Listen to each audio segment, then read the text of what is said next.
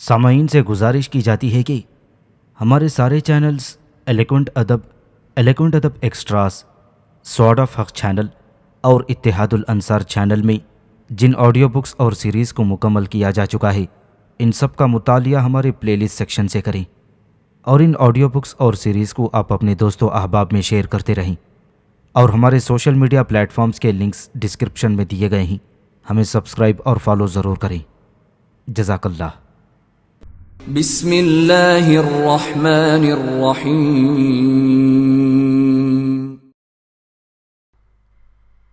ابلیغا 5000 صفحات پر مشتمل ایک طویل داستان ہے۔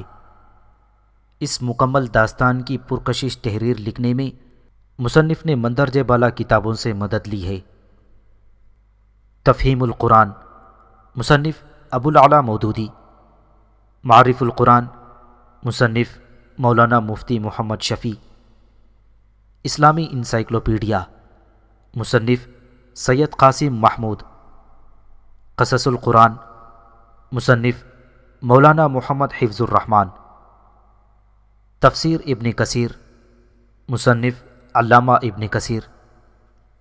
تاریخ ابن خلدون، مصنف علامہ عبد الرحمن ابن خلدون۔ طبقات ابن سعد، مصنف علامہ محمد بن سعد۔ سیرت النبی صلی اللہ علیہ وسلم، مصنف ابن ہشام۔ شاخ زریں، مصنف جیمز جارج فریزر۔ تاریخ ایران، مصنف پروفیسر مقبول بیگ۔ طبقات ناصری، مصنف منہاج سراج۔ دنیا کا قدیم ترین ادب، مصنف ابن حنیف۔ مذاہب عالم کا تقابلی مطالعہ، مصنف چودھری غلام رسول۔ تاریخ انڈونیشیا، مصنف شاہد حسین رزاقی۔ تاریخ بلاد و فلسطین و شام، مصنف جی لی اسٹرینج۔ تاریخ بیت المقدس، مصنف ممتاز لیاقت۔ تاریخ مکہ مکرمہ، مصنف محمد عبد المعبود۔ تاریخ شام، مصنف ڈاکٹر فلپ کے۔ تاریخ لبنان، مصنف ڈاکٹر فلپ کے۔ تاریخ مدینہ منورہ، مصنف محمد عبد المعبود۔ تاریخ قسطنطنیہ، مصنف ہیرولڈ لیمب۔ توریت اور انجیل، the Roman Empire, author Stuart Jones. History of Rome, author Arthur Gilman. Carthage, author Alfred J Church. Vedic India, author T Fisher. Chaldea, author Zenaide A Ragozin. Assyria, author Zenaide A Ragozin. Parthia, author George Rawlinson. Byzantine Empire, author C W C Oman. Media, author Zenaide A Ragozin. Greece, author T Fisher. Classic myth and legend, Roman Empire, author Edward Gibbon. History of the world, author H A Davis. The ancient world, author Joseph Ward. Ancient India, author Jawahar Lal Nehru. Monarchs, rulers, dynasties and kingdoms of the world. Mahabharata, a history of Chinese civilization, author Jacques Gernet. Greatness that was Babylon, author H W F Saggs. 100 great kings and queens, author John Canning. ان ساری مندرجہ ذیل کتب سے تیار کردہ ایک تاریخ اور ایک مکمل ناول ابلیغا، جو اسلم راہی ایم اے کا شاہکار ناول ہے، جس میں حضرت آدم علیہ السلام سے لے کر حضور نبی کریم صلی اللہ علیہ وسلم تک دنیا کی تاریخ پیش کر دی گئی ہے۔ اس ناول کے بغیر آپ کی لائبریری نامکمل ہے۔ ابلیکا، صدیوں کے سکوت میں لپٹی ایک حسین داستان۔ مصنف اسلم راہی MA۔ ایپیسوڈ 171۔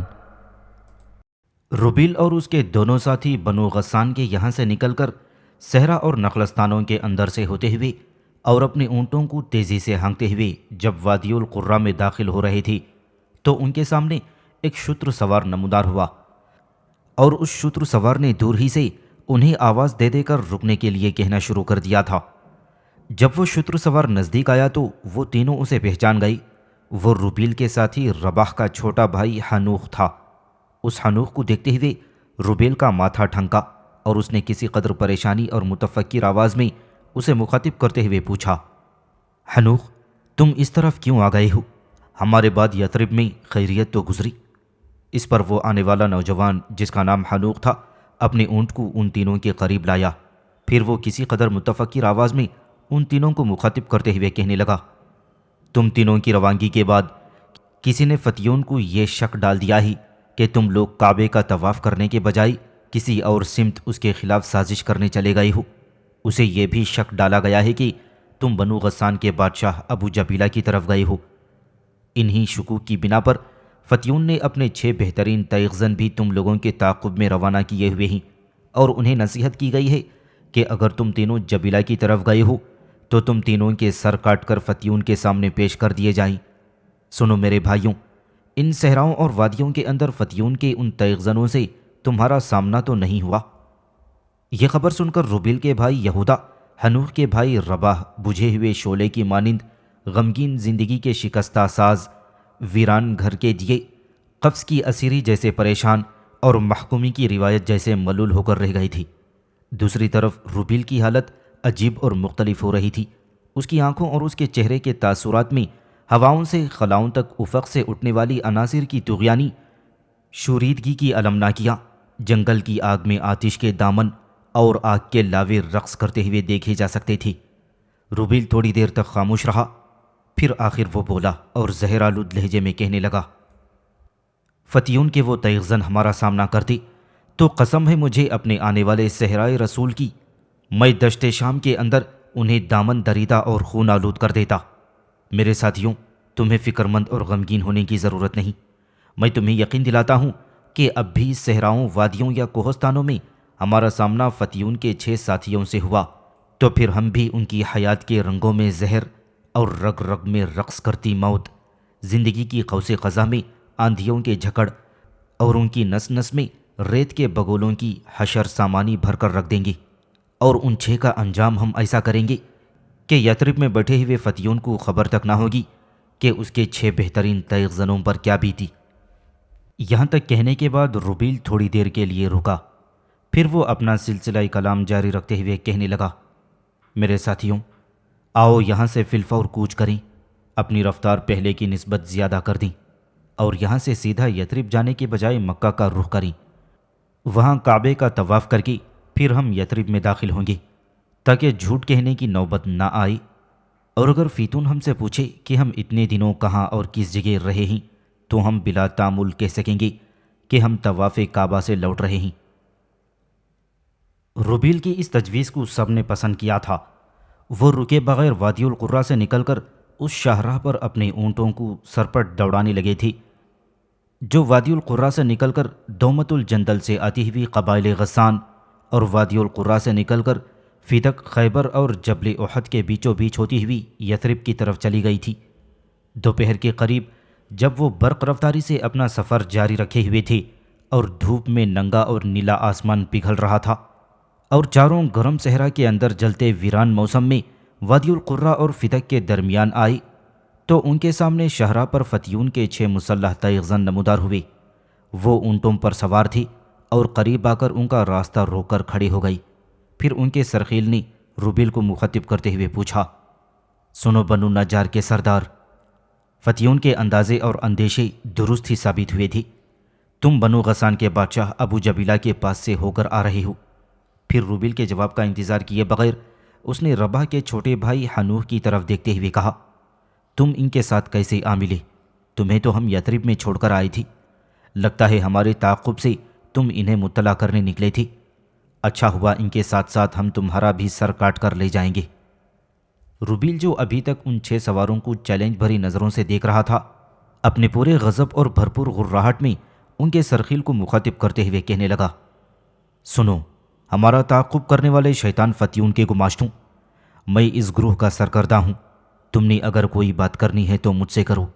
اگر میرے کسی ساتھی کے ساتھ تم نے بےہودہ گفتگو اور بد کلامی کی تو سن رکھو، تمہاری زبان کاٹ کر میں تمہاری ہتھیلی پر رکھ دوں گا۔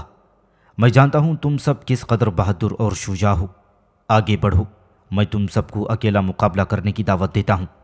اگر اس تپتے صحرا کے اندر میں تمہارے کسوبل نکال کر تمہاری تخریب کی خواہش کو نہ دھو ڈالوں تو بنو نجار کا سردار نہیں، کم ظرف اور بد ذہن کہنا۔ آگے بڑھو کہ میں تمہارے سروں سے زندگی کا بوجھ اتار کر تمہیں موت کی خوشخبری اور حشر کی بشارت دوں۔ اس کے ساتھ ہی روبیل نے اپنی ڈھال سنبھال کر تلوار کھینچ لی اور اپنے سر پر لوہے کا خود خوب جما لیا تھا، جبکہ اس کے ساتھیوں نے بھی اپنی تلواریں نکال لی تھیں۔ اب روبیل نے اپنے شتر کو مہمیز لگا کر آگے بڑھایا اور اپنی تلوار سونت کر وہ دشمنوں پر حملہ آور ہو گیا تھا۔ اس کے تینوں ساتھی بھی اس کے ساتھ ہی یہودیوں پر حملہ آور ہو گئی تھی، اور تپتے صحرا میں تلواروں اور ڈھالوں کے ٹکرانے سے فضاؤں کا سکون درہم برہم ہو گیا تھا۔ یہودی شروع میں بڑھ چڑھ کر حملہ آور ہونے لگے تھے، لیکن جلد ہی روبیل اپنی کاری اور خوفناک ضربوں سے اور یہودا رباح اور حنوق اپنے حملوں کی تیزی اور سرعت سے یہودیوں کی حواس پر طاری اور بھاری ہونے لگے تھے۔ یہودی زیادہ دیر تک ان چاروں کے سامنے جم کر نہ لڑ سکے تھے، کیونکہ لڑائی میں روبیل نے ان کے خلاف اپنی تلوار اور ڈھال سے طوفان کھڑا کر دیا تھا۔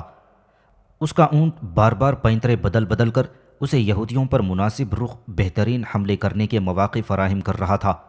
تھوڑی ہی دیر کی کشمکش کے بعد 3 یہودی روبیل کی تلوار کا شکار ہو گئے۔ ایک کو اس کے بھائی یہودا نے قتل کر دیا اور باقی 2 رباح اور حنوق دونوں بھائیوں نے مل کر ٹھکانے لگا دیے تھے۔ یہ ساری کارروائی مکمل کرنے کے بعد روبیل کے چہرے پر ہلکی ہلکی مسکراہٹ نمودار ہوئی۔ پھر وہ ایک زہریلی جست کے ساتھ اپنے اونٹ سے صحرا کی ریت پر کودا اور اپنی خون آلود تلوار کو گرم گرم ریت پر رگڑ کر صاف کرنے لگا تھا۔ اس کے تینوں ساتھی بھی اپنے اونٹوں سے اتر کر اپنے ہتھیار صاف کر رہے تھے۔ پھر روبیل اپنی تلوار دوبارہ اپنے نیام میں ڈالتے ہوئے اپنے ساتھیوں کو مخاطب کرتے ہوئے کہنے لگا، میرے باجبروت ساتھیوں، چلو ان مرنے والے سارے یہودیوں کو ریت میں دفن کر دیں تاکہ کسی کو ان کے قتل کا علم بھی نہ ہو سکے اور ان کے اونٹوں کو لے کر یہاں سے کوچ کر جائیں۔ اس کے تینوں ساتھی اس کے ساتھ ہی فوراً حرکت میں آئی۔ یہودیوں کی لاشوں کو انہوں نے ریت میں دفن کر دیا اور پھر ان کے اونٹوں کی نکیلیں اپنے کجاووں سے باندھ کر وہ وہاں سے کوچ کر گئے تھے۔ فدق شہر میں آ کر انہوں نے یہودیوں کے اونٹوں کو بیچ کر ان کی رقم آپس میں تقسیم کر لی اور دوبارہ وہ کہیں رکے بغیر اور قیام کیے بغیر آگے بڑھتے رہے، حتیٰ کہ وہ خیبر سے باہر ایک ایسے چوراہے پر آ کھڑے ہوئے جہاں سے ایک راستہ شمال مغرب کی طرف نکل کر مدائن صالح سے ہوتا ہوا تبوک کی طرف نکل گیا تھا، اور دوسرا راستہ بائیں نجد کی طرف سے ہوتا ہوا وہاں سے طائف اور پھر مکہ کی طرف چلا گیا تھا، اور دومت الجندل اور وادی القرا سے آنے والی جس شاہراہ پر وہ سفر کر رہے تھے وہ اب سیدھی یثرب کی طرف چلی گئی تھی۔ اس موقع پر روبیل نے حنوق کی طرف دیکھتے ہوئے کہا، حنوق، تم یہاں سے سیدھے یثرب چلے جاؤ، کسی سے یہودیوں کے ساتھ ہمارے ٹکراؤ کا ذکر نہ کرنا۔ ہم تینوں یہاں سے مکے کا رخ کریں گے اور وہاں کعبے کا طواف کر کے یثرب لوٹ آئیں گے۔ اب تم یہاں سے کوچ کر جاؤ اور سنو، ہمارے متعلق فکر مند نہ ہونا۔ روبیل کے کہنے پر حنوق اپنے اونٹ کو مہمیز لگا کر سیدھا آگے بڑھ گیا تھا، جبکہ روبیل، یہودا اور رباح بائیں طرف مڑ گئے۔ طوفانی انداز میں وہ تینوں سفر کرتے ہوئے نجد اور طائف سے ہوتے ہوئے مکہ میں داخل ہو گئے۔ وہاں انہوں نے طواف کیا اور پھر دوبارہ وہ مکہ سے یثرب کی طرف کوچ کر گئے تھے۔ یثرب میں داخل ہونے کے بعد روبیل اپنے بھائی اور اپنے دوست کے ساتھ شہر کے جنوبی مشرقی حصے میں بنو قینقاع کے محلے سے گزرتے ہوئے اپنے قبیلہ بنو نجار کے محلے کی طرف جا رہے تھے۔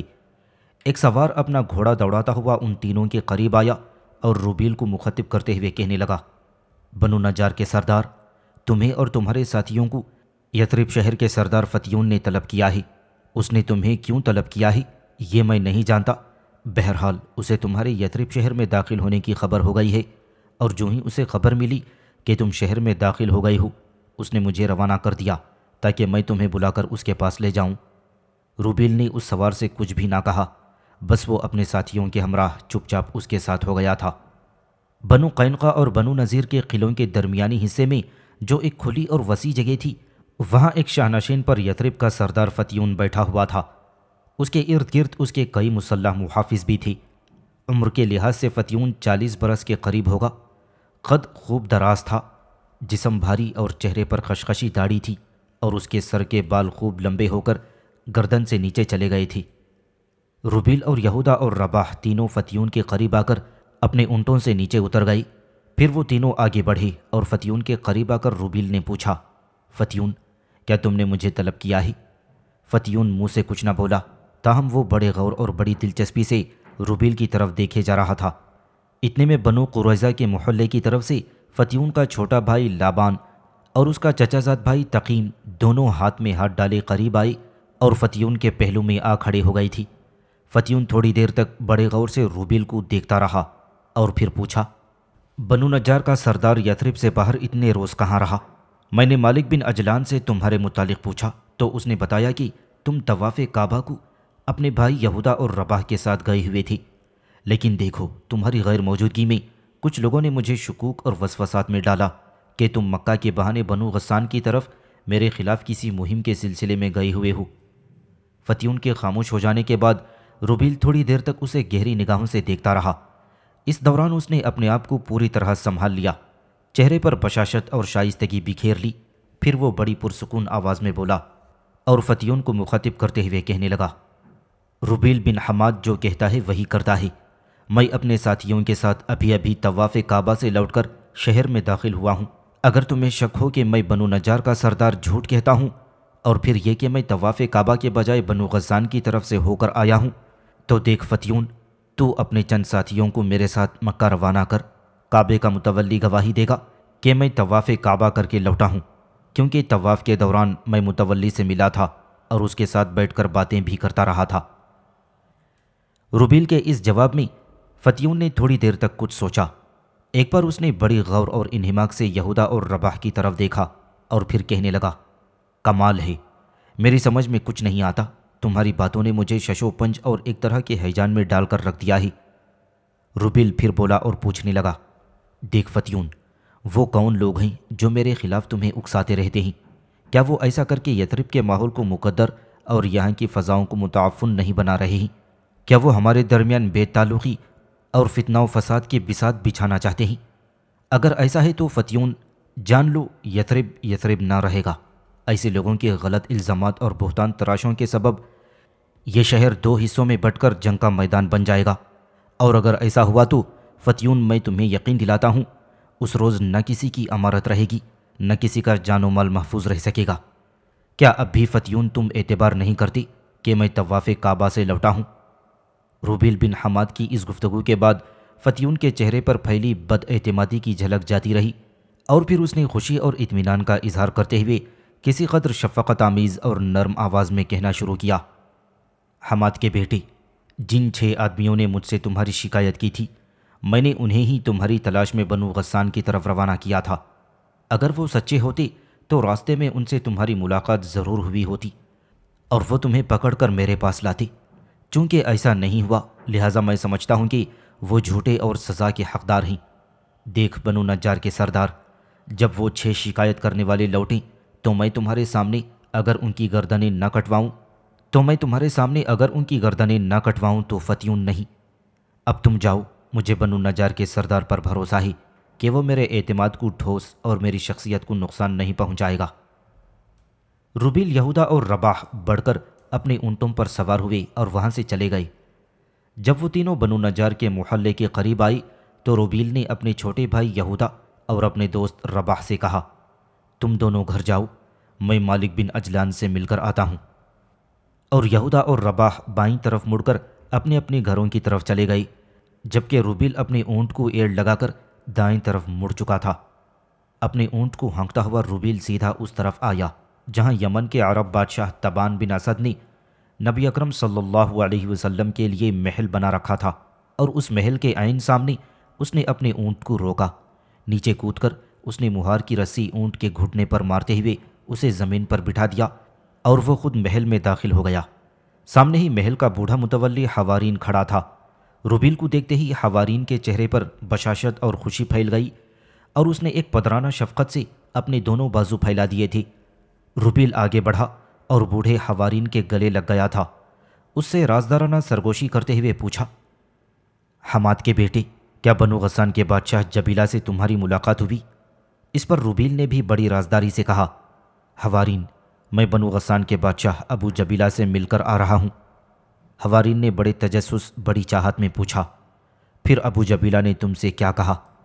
اس پر روبیل نے ویسی ہی مدھم مگر مایوس کن آواز میں کہا، دیکھ حوارین، اس نے میرا کہا نہیں مانا۔ وہ کہتا ہے کہ مدد کی درخواست اوس و خزرج کا سردار مالک بن اجلان خود لے کر آئے، تاکہ اسے بھروسہ ہو کہ اگر فتیون کے خلاف جنگ ہوتی ہے تو اوس و خزرج پوری طرح اس کا ساتھ دیں گے۔ اس پر حوارین علیحدہ ہوا اور روبیل کا بازو پکڑ کر محل کے ایک کمرے کی طرف لے جاتے ہوئے اس نے افسردگی اور مایوسی سے کہا، ہمیں ناکامی ہوئی ہے، لیکن ایک وقت ضرور آئے گا کہ ہم ایک نبی کو ماننے والے ضرور کامیاب ہوں گے۔ دیکھ روبیل، گو ظاہری طور پر میں یہودی ہوں، پر باطن سے میں یہودی نہیں رہا، کہ اب ہمارا مذہب وہی ہے جس کی تلقین ہمارا صحرائے رسول کرے گا۔ اللہ کرے وہ ہماری زندگی ہی میں مکہ سے ظاہر ہو اور ہم اس پر ایمان لا کر اس کی خدمت کر سکیں۔ روبیل نے اعتراض کرتے ہوئے کہا، اس پر ایمان تو ہم اب بھی لا چکے ہیں۔ اس پر حوارین نے معذرت طلب لہجے میں کہا، ہاں میں نے غلط کہا، میں اپنے الفاظ واپس لیتا ہوں، تمہارا کہنا درست ہے، ہم تو ابھی سے ہی اس آنے والے رسول پر ایمان رکھتے ہیں۔ دونوں محل کے ایک کمرے میں داخل ہوئے۔ یہ وہی کمرہ تھا جس کے اندر چاندی کا ایک صندوق رکھا گیا تھا۔ تبان اسعد نے نبی اکرم صلی اللہ علیہ وسلم کے نام کوئی پیغام اور تحریر لکھ رکھی تھی، اور اس تحریر کو کسی نے کھول کر نہ پڑھا تھا، بلکہ یہ نسل در نسل ایک دوسرے کے حوالے ہوتی جا رہی تھی۔ روبیل آگے بڑھ کر اس صندوق کے قریب آ کر بیٹھ گیا۔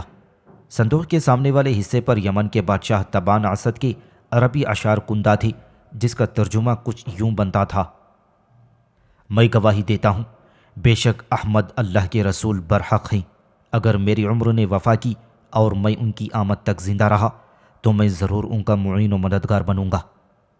روبیل تھوڑی دیر تک ایک عجیب سے پاکیزہ جذبے کے تحت چاندی کے اس صندوق پر ہاتھ پھیرتا رہا، پھر اس نے حوارین کی طرف دیکھ کر کہا، بزرگ حوارین، کیا تم میرے لیے آج اس صندوق کو نہ کھولو گی کہ میں اس کے اندر رکھی کتاب پر ہاتھ رکھ کر اپنے رب کے حضور دعا مانگ سکوں؟ روبیل کے اس استفسار پر حوارین کے چہرے پر خوشگوار اور شفیقانہ سی مسکراہٹ نمودار ہوئی۔ پھر حوارین نے اپنی جیب سے ایک چابی نکالی اور آگے بڑھ کر اس نے صندوق کھول دیا۔ روبیل نے صندوق کے اندر رکھے چمڑے کے چند اوراق پر مشتمل کتاب کو ایک طویل بوسہ دیا۔ اس کے بعد دوبارہ اس نے اس چرمی کتاب کو لکڑی کے اس صندوق میں رکھ دیا۔ پھر کھلے صندوق کے سامنے بیٹھ کر روبیل بن حماد ایک وجد اور ایک انوکھی التہابی اور آتشی انداز میں دعا مانگ رہا تھا، اے زمین و آسمان کے پیدا کرنے والے، یثرب جو آنے والے نبی کا دارالہجرت ہے، اس پر گناہوں کی راتیں اپنی پوری تاریکیوں کے ساتھ نزول کر رہی ہیں۔ یہاں کی فضا جس کے مقدر میں کبھی مقدس ہونا لکھا ہے، اس کے اندر فضاؤں کا سرسام اور طوفان برپا ہو گیا ہے۔ روبیل کے ہاتھ آسمان کی طرف اٹھے تھے، اس کی آنکھوں سے آنسو جاری ہو گئے تھے، اور وہ دعا مانگ رہا تھا، اے خداوند، فتیون اس شہر یثرب میں ایک خون آشام بھیڑیے کی صورت میں یثرب پر حاوی ہو گیا ہے۔ اس کے پاس قوت اور دولت ہے، میں اس کے خلاف انفرادی جنگ تو کر سکتا ہوں، پر اس کی گندی فطرت نہیں بدل سکتا۔ تو اپنے آنے والے نبی کے طفیل یثرب کو گناہوں سے بچا، اور ہم جو اس پر ایمان لا چکے ہیں ان کی عزتوں اور عظمتوں کو محفوظ رکھ۔ اے خداوند، اے ارض و سما کے خالق، تو ہی ذہنوں میں تصورات کی دھنک، سوچوں میں حقائق کا اثر پیدا کرتا ہے۔ اے زمین و آسمان کے پیدا کرنے والی، تو ہی تیرا اتار دماغوں کو ضیاء بخشتا ہے، تو ہی زوال و انحطاط کے کھنڈرات میں تاریخ انسانی کے نئے دور کا آغاز کرتا ہے۔ اے خداوند، یثرب شہر میں یہ فتیون تشدد اور بے حیائی کا راکشس بنا ہوا ہے۔ اس کی فتنہ انگیزی، اس کی شہوت پسندی، اس کی ریاکاری، اس کی دروغ گوئی میں اوس و خزرج کے یہ عرب قبیلے تیرگی کی گود میں ہاتھ بندھی خوشبو، دکھ کے کوہرام میں لفظوں سے بچھڑنے والے معانی، خوف کے لمحات میں قبروں کے کتبات، اور اضطراب کے اسباب میں غم کی ٹوٹی چٹانوں اور بھور کی سی زندگی بسر کرتے رہے ہیں۔ میرے اللہ، یثرب کے عرب کب تک بد نصیبی کے سایوں اور المناک گھٹن جیسی زندگی سے دوچار رہیں گے؟ خداوند، تو یثرب کے عربوں کو بادلوں کی بلندی، کوہستانوں کی سنگینی عطا کر کہ یہ اپنی تقدیر بدل سکیں اور پھر یثرب کے یہودیوں کے سامنے طاقت کی دیوار بن کر کھڑے ہو جائیں۔ اے خدائے لم یزل، مایوسیوں کی لہروں اور آندھیوں کے تھپیڑوں میں یثرب کے عربوں کے بھٹکے ہوئے قافلوں کو نشان منزل عطا فرما۔ دعا ختم کرنے کے بعد روبیل اپنی ابا کی کھلی آستینوں سے آنسو پوچھتا ہوا کھڑا ہو گیا۔ اس نے جب مڑ کر دیکھا تو اس کے پیچھے بوڑھا حوارین کھڑا تھا، اس حالت میں کہ اس کے ہاتھ چھاتی پر بندھے ہوئے تھے، آنکھیں بند تھیں اور اس کے آنسو بہہ رہے تھے۔ روبیل نے ڈوبتی اور دل فگار سی آواز میں حوارین کو مخاطب کرتے ہوئے کہا، میرے محترم، صندوق بند کر دو، میں اب اوس و خزرج کے سردار مالک بن اجلان کے پاس جاتا ہوں۔ روبیل کے ان الفاظ پر حوارین چونک پڑا، اپنے آنسو اس نے پوچھے۔ پہلے نیچے بیٹھ کر اس نے صندوق بند کیا، روبیل کی طرف دیکھتے ہوئے کہنے لگا، میں تیری کامیابی کامرانی کی دعا کرتا ہوں۔ حوارین کے ان الفاظ پر روبیل کے چہرے پر ہلکی ہلکی آنسوؤں میں ڈوبی ہوئی مسکراہٹ نمودار ہوئی۔ پھر وہ تیز تیز قدم اٹھاتا ہوا تبان کے محل سے باہر چلا گیا تھا۔ تھوڑی ہی دیر بعد ایک خوبصورت اور خوشنما مکان کے سامنے روبیل نے اپنے اونٹ کو پھر روک لیا۔ وہ نیچے اترا، آگے بڑھ کر مکان کے دروازے پر دستک دی۔ تھوڑی دیر بعد ایک انتہائی خوبصورت، پرکشش اور اعلیٰ شخصیت نوجوان اور دلکش لڑکی نے دروازہ کھولا۔ روبیل نے اسے دیکھتے ہی مخاطب کیا اور کہنے لگا، قنطورہ، کیا تمہارا بھائی اندر ہے؟ وہ لڑکی جس کا نام قنطورہ لے کر پکارا گیا تھا ذرا سی مسکرائی اور پھر دل نشین لہجے میں اس نے کہا، اخی تو اندر ہی ہیں، پر تم کعبے کی طرف کو گئی تھی، کب لوٹے ہو؟ جواب میں روبیل بڑی نرمی سے کہنے لگا، میں آج ہی کعبے کے طواف سے لوٹا ہوں، ذرا اپنے بھائی کو باہر بلاؤ، مجھے اس سے کچھ کہنا ہے۔ اس پر قنطورہ نے دروازہ پورا کھول دیا تھا اور ایک طرف ہٹتی ہوئی کہنے لگی، روبیل، یہ تم آج اجنبیوں جیسی گفتگو کیوں کر رہے ہو؟ تمہارے الفاظ سے لگتا ہے جیسے پہلی بار اس گھر میں آئی ہو۔ دیکھو بنو نجار کے سردار، یہ گھر تمہارا اپنا ہی ہے، بلا جھجک اندر آؤ اور مردان خانے میں بیٹھو، میں بھائی کو بلاتی ہوں۔ روبیل مسکراتا ہوا مکان میں داخل ہو گیا۔ قنطورہ نے اسے دیوان خانے میں بٹھایا اور خود اپنے بھائی کو بلانے چلی گئی تھی۔ تھوڑی ہی دیر بعد قنطورہ واپس آئی، اس کے ساتھ اس کا بھائی اور اوس و خزرج کا سردار مالک بن اجلان بھی تھا۔ روبیل نے اٹھ کر اس سے مصافحہ کیا۔ جواب میں مالک نے مسکراتے ہوئے پوچھا، تم مکہ سے کب لوٹے ہو؟ اس پر روبیل دوبارہ اپنی نشست پر بیٹھتے ہوئے کہنے لگا، میں ابھی مکہ سے لوٹا ہوں، ابھی اپنے گھر میں نہیں گیا اور ایک انتہائی ضروری کام سے سیدھا تمہاری طرف نکل آیا ہوں۔ مالک اور قنطورہ دونوں اس کے سامنے بیٹھ گئے۔ مالک نے کسی قدر تجسس اور جستجو میں پوچھا، تمہیں ایسا کون سا کام آن پڑا ہے جس کی وجہ سے تم پہلے گھر جانے کے بجائے سیدھے میری طرف چلے آئے ہو؟ روبیل نے بالغانہ اور مدبرانہ لہجے میں کہا، دیکھ اجلان کے بیٹے، کیا ایسا ممکن نہیں کہ تم بنو غسان کے بادشاہ ابو جبیلہ کے پاس مدد کی درخواست لے کر جاؤ کہ وہ اپنی قوت استعمال کر کے ہمیں فتیون کی لعنت سے نجات دلائے؟ روبیل کی اس گفتگو کے جواب میں مالک بن اجلان نے چوکنا ہو کر کہا، دیکھ روبیل میرے بھائی، ایسا کوئی خیال بھی اپنے دل میں مت لانا۔ اگر فتیون کو علم ہو گیا کہ ہم اس سے متعلق کیسے خیالات رکھتے ہیں تو وہ یثرب میں عربوں کا جینا محال ہی نہیں، ناممکن کر دے گا۔ میں جانتا ہوں تم جذباتی اور شجاع ہو، اس کے باوجود حماد کے بیٹے، میں تمہیں تاکید کروں گا کہ خاموشی سے جس طرح وقت گزر رہا ہے گزارتے رہو۔ اور دیکھو روبیل میرے بھائی، ہم فتیون کا مقابلہ نہیں کر سکتے، اس کے خلاف کسی بھی سازش کی ابتدا ہماری زندگیوں کی انتہا ہوگی۔ وہ ہر چیز برداشت کر لے گا، لیکن اپنی ذات اور اپنے افعال کے خلاف بغاوت اور کوئی بھی سرکشی اسے جھونکے سے طوفان اور چنگاری سے شعلہ بنانے کے لیے کافی ثابت ہوگی۔ لہٰذا میرا تم سے مخلصانہ مشورہ یہی ہے کہ بس جو کچھ اس یثرب شہر میں ہو رہا ہے وہ دیکھتے رہو، اس کے خلاف کچھ مت کہو اور بس اپنے ہونٹ سی لو۔ مالک بن اجلان کی اس گفتگو کے جواب میں روبیل کے چہرے پر ناپسندیدگی، غضبناکی اور ناراضگی کے آثار نمودار ہوئے تھے۔ تھوڑی دیر خاموش رہ کر وہ سوچتا رہا، پھر وہ فیصلہ کن انداز میں بولا اور مالک بن عجلان کو مخاطب کرتے ہوئے کہنے لگا، دیکھ عجلان کے بیٹے، میں بنو غسان کے بادشاہ ابو جبیلہ کے پاس سے ہو کر آ رہا ہوں۔ میں نے اس سے ملاقات کی تھی اور اسے یثرب کے پورے حالات سناتے ہوئے اسے یثرب پر حملہ آور ہو کر اسے فتیون اور اس کے یہودی ساتھیوں کا خاتمہ کرنے کی التماس کی، پر جواب میں اس نے مجھ سے کہا کہ اوس و خزرج کا سردار یہ درخواست لے کر آئی تو میں ضرور یثرب کے عربوں کی یہودیوں کے خلاف مدد کروں گا۔ روبیل کے اس انکشاف پر مالک بن عجلان کا چہرہ اتر گیا تھا، اس کا رنگ پیلا ہو گیا تھا۔ وہ بڑی مایوسی اور لرزتی ہوئی آواز میں کہنے لگا، دیکھ حماد کے بیٹے، یہ تو نے بہت برا کیا۔ اگر فتیون کے کانوں میں تمہارے اس معاملے کی بھنک بھی پڑ گئی تو یاد رکھو وہ صرف تمہیں نہیں بلکہ یثرب کے سارے عربوں کو نقصان پہنچا کر رہے گا۔ لہٰذا میرا تمہارے لیے مخلصانہ مشورہ یہ ہے کہ اب بھی کچھ نہیں گیا، اپنی زبان سی لو۔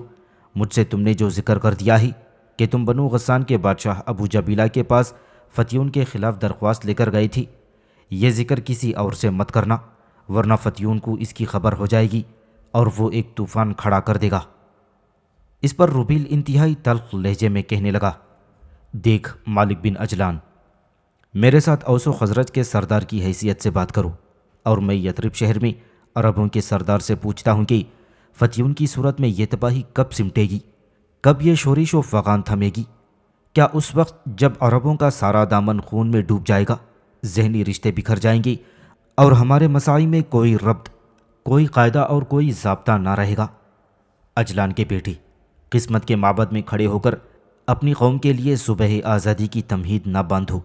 فتیون ہماری روحوں کا قاتل ہے اور اس کے لیے ایک غیر فانی عمل شروع کرنے کی ضرورت ہے۔ اگر تم ابو جبیلہ کے پاس نہیں جا سکتی تو چلو اوس و خزرج کو مسلح کریں اور یثرب میں ظلم کے دوزخ اور مکر کے اس محافظ کو ہم خود ٹھکانے لگا دیں گے۔ اور دیکھو عجلان کے بیٹی، اگر تم ایسا نہیں کر سکتی تو پھر مجھے ہی مصلوب کر دو۔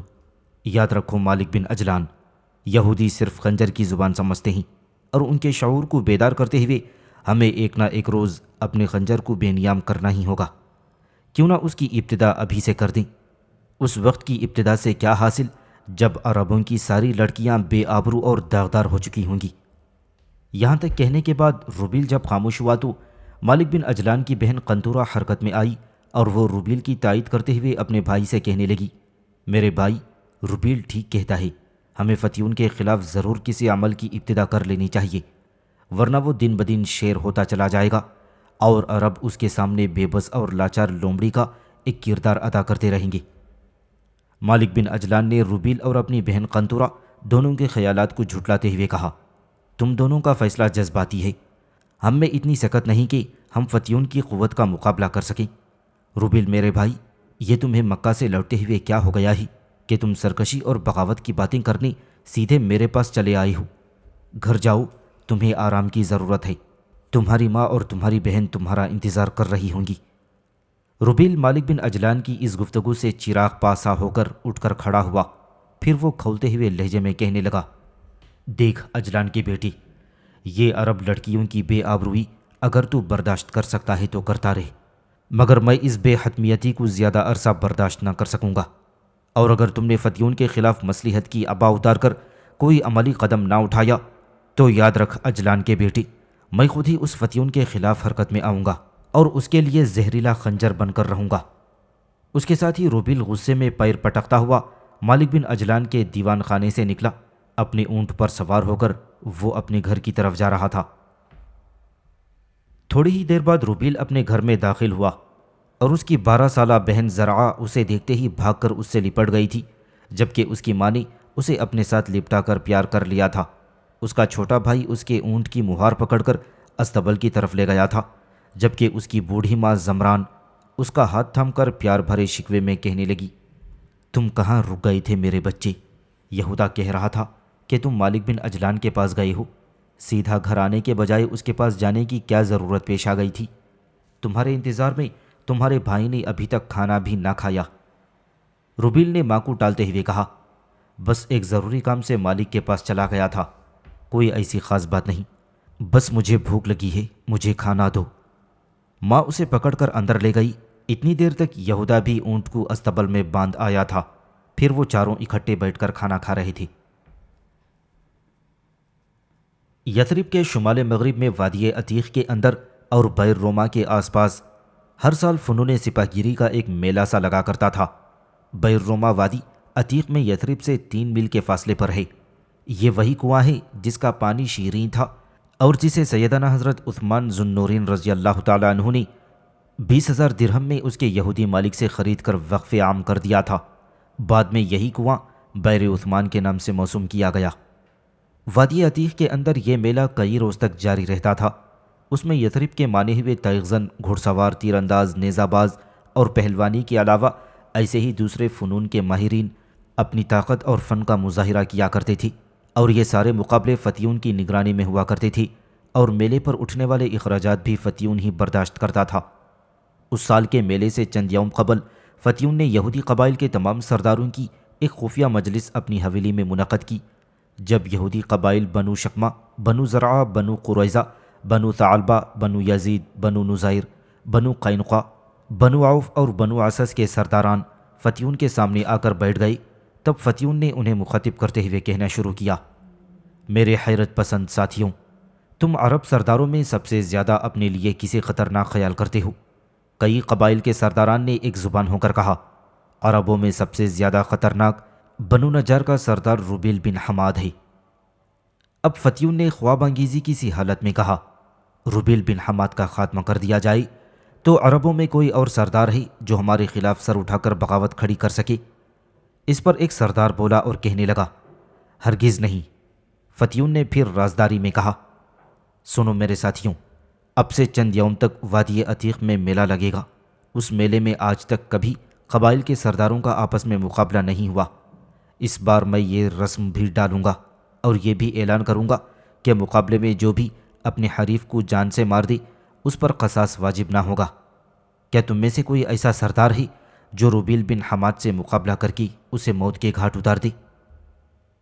اس پر بنو یحدل کی قوی ہیکل جوان سال سردار فرزق نے کھولتے ہوئے لہجے میں کہا: میں روبیل کو مقابلے کے دوران موت کے گھاٹ اتار دوں گا۔ وہ کوئی ایسا تیغزن نہیں جسے زیر نہ کیا جا سکے۔ وادی عتیق کے اندر میں اس کے جسم کو ٹکڑوں میں کاٹ کر صحرا کی ریت کو خون آلودہ کر دوں گا۔ اگر میں ایسا نہ کر سکا تو دیکھو فتیون، میں اپنی قبیلے کی سرداری سے دست بردار ہو جاؤں گا۔ فتیون نے توصیفی انداز میں اس کی طرف دیکھتے ہوئے کہا: میں تمہارے جذبے کی قدر کرتا ہوں، اور سنو، جب عام لوگوں کے مقابلے ہو رہے ہوں گے کہ تم مسلح ہو کر میدان میں اترنا اور یثرب کے سارے قبائل کے سرداروں کو مقابلے کے لیے پکارنا۔ ظاہر ہے ہمارے سرداروں میں سے کوئی بھی باہر نہ آئے گا۔ جو بھی مقابلے پر آیا وہ عربوں میں سے ہی ہوگا۔ روبیل کے علاوہ کوئی دوسرا شاید میدان میں اترنے کی کوشش نہ کرے گا، اور جب روبیل میدان میں اترے تو تم اس سے مقابلہ کر کے اور اپنے سامنے اسے زیر و مغلوب کر کے اس کی گردن کاٹ کر رکھ دینا۔ یہاں تک کہنے کے بعد فتیون تھوڑی دیر کے لیے رکا، پھر وہ اپنا سلسلہ کلام جاری رکھتے ہوئے کہنے لگا: سنو میرے ساتھیوں، یاد رکھو، جس روز بھی عربوں نے ہمارے خلاف سرکشی اور بغاوت کی وہ روبیل بن حماد کی سرکردگی میں ہوگی۔ اسے دوسری طرح بھی قتل کیا جا سکتا ہے، مگر ایسی صورت میں ہمارے لیے خطرات اٹھ کھڑے ہوں گے۔ اوس و خزرج یثرب کی اطراف میں پھیلے ہوئے ہیں۔ عرب قبائل بنو سلیم، بنو زبیدہ، بنو اسد، بنو سعد، بنو عفان کو ساتھ ملا کر یہ ہمارے لیے خطرات بھی پیدا کر سکتے ہیں۔ اور یاد رکھو، جس روز عرب قبائل آپس میں متحد ہو گئی اس روز یثرب میں یہودیوں کا آخری دن ہوگا۔ اس لیے میری ایک بات گرہ باندھ کر رکھو، عربوں کے ساتھ اپنی طرف سے جنگ کی پہل مت کرو، اسی میں ہماری بہتری ہے۔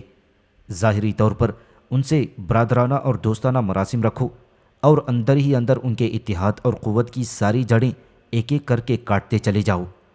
میرے ساتھیوں، اگر تم ایسا کرنے میں کامیاب رہے تو عرب ابد تک بھی تم پر اپنا غلبہ قائم کرنے میں کامیاب ثابت نہ ہو سکیں گے۔ اب تم جاؤ اور اپنے اپنے قبائل کی طرف سے میلے میں حصہ لینے کی کوشش کرو۔ عرب اکثر ان میلوں میں ہم پر بھاری رہے ہیں۔ اس بار ہم نے اگر روبیل بن حماد کو قتل کر دیا تو آج تک جس قدر ہزیمتیں ہمیں اٹھانی پڑی ہیں اس کا ازالہ ہو جائے گا۔ یہود کے تمام سردار اس کے بعد اٹھے اور فتیون کی حویلی سے نکل گئے تھے۔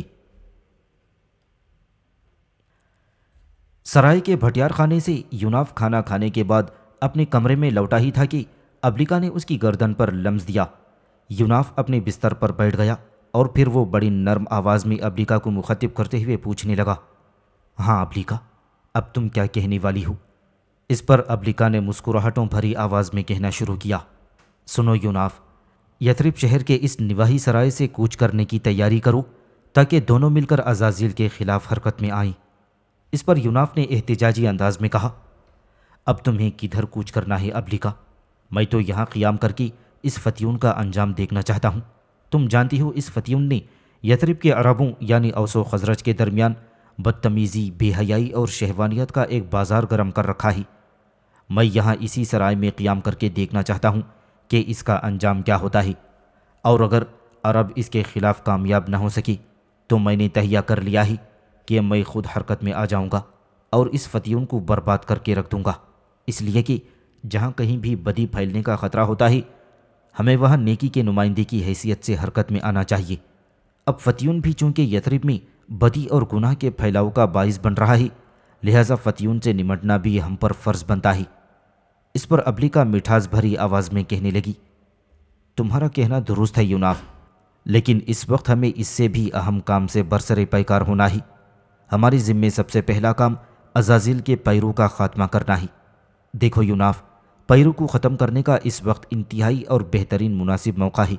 اس سے بہتر مناسب موقع ہو سکتا ہے کہ پھر کبھی نہ مل سکے۔ اور دوسرا کام جو ہمارے ذمے لگ گیا ہے وہ یہ کہ اس عزازیل نے قدیم شہر تدمر اور انطاکیہ میں ایک عجیب و غریب انداز میں شرک کی ابتدا کر دی ہے، لہٰذا ہمیں پہلے تدمر اور اس کے بعد انطاکیہ شہر میں اس عزازیل کی گندی حرکتوں کے خلاف حرکت میں آ کر وہاں پھیلنے والے شرک کو روکنا ہوگا۔ یہاں تک کہنے کے بعد ابلیکا جب خاموش ہوئی تو یوناف نے پوچھا، ابلیکا، تم یہ تو کہو کہ پیرو کو ختم کرنے کا ہمیں بہترین موقع کون سا ہاتھ آ رہا ہے؟ میں اس بات کو تسلیم کرتا ہوں کہ پیرو کو ختم کرنا ہمارے اولین فرائض میں شامل ہے، پر یہ تو کہو وہ اس وقت کہاں ہے اور اسے کیسے ختم کیا جا سکتا ہے؟ اس پر ابلیکا بولی اور کہنے لگی، سن یوناف، پیرو کہاں ہے اور اسے کس طرح ختم کیا جا سکتا ہے یہ میں آج تمہیں تفصیل سے بتاتی ہوں۔ سنو، غور سے سنو۔ پیرو اس وقت بعلبک شہر کے نواح میں ایک قصبہ ہے کہ جس کا نام الکرک نوح ہے۔ اس قصبے کے باہر کوہستانی سلسلے کے پاس 2 قبریں ہیں، ان میں سے ایک قبر اللہ کے رسول حضرت نوح علیہ السلام کی ہے اور دوسری نوح کی بیٹی جبلہ کی ہے۔ انہی قبروں کے قریب اس وقت پیرو گہری نیند سویا ہوا ہے۔ تم ایسا کرو، اپنی سری قوتوں کو حرکت میں لاتے ہوئے پیرو پر چڑھ دوڑو اور اس کے گرد پہلے حصار کھینچ کر اسے اس کی ساری سری قوتوں اور گزشتہ یادداشت سے محروم کر دو۔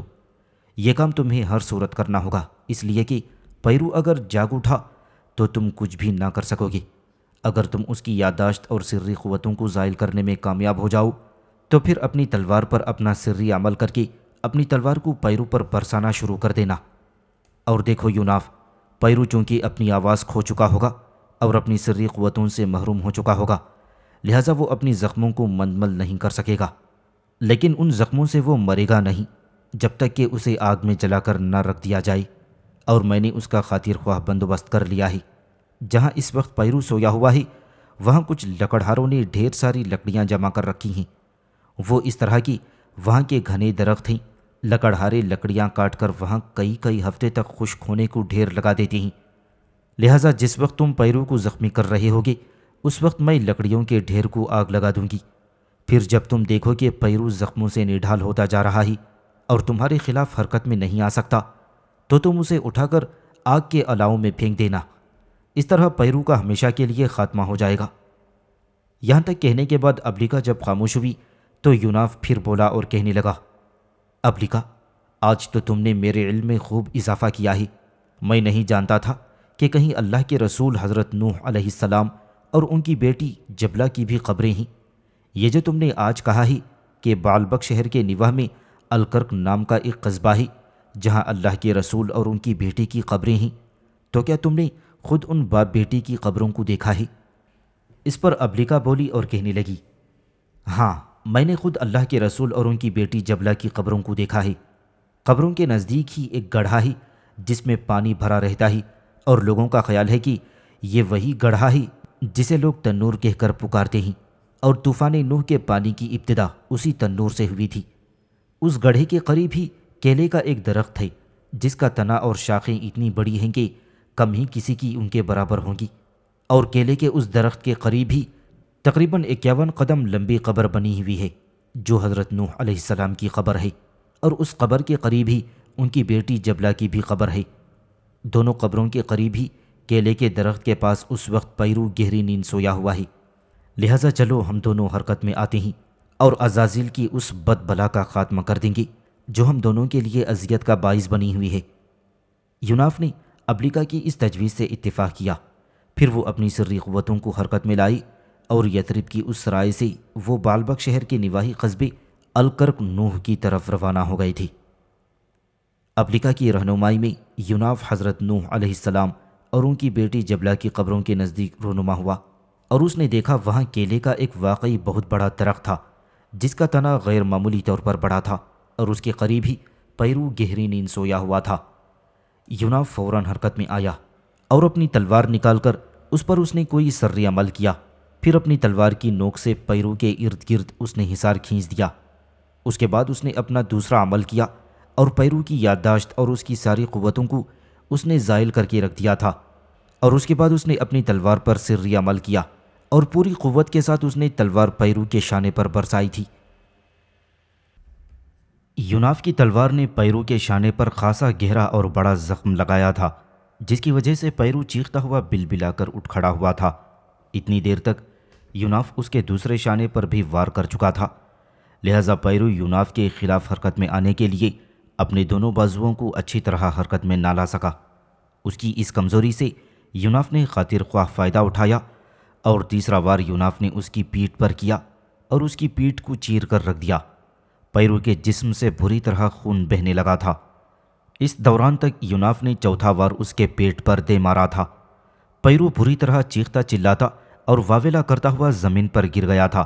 اتنی دیر تک یوناف نے دیکھا کہ پیرو کے قریب ہی ایک لکڑیوں کا بہت بڑا ڈھیر تھا، اس میں آگ لگ گئی تھی اور شعلے تیز سے تیز ہو کر آسمان کی طرف بلند ہونے لگے تھے۔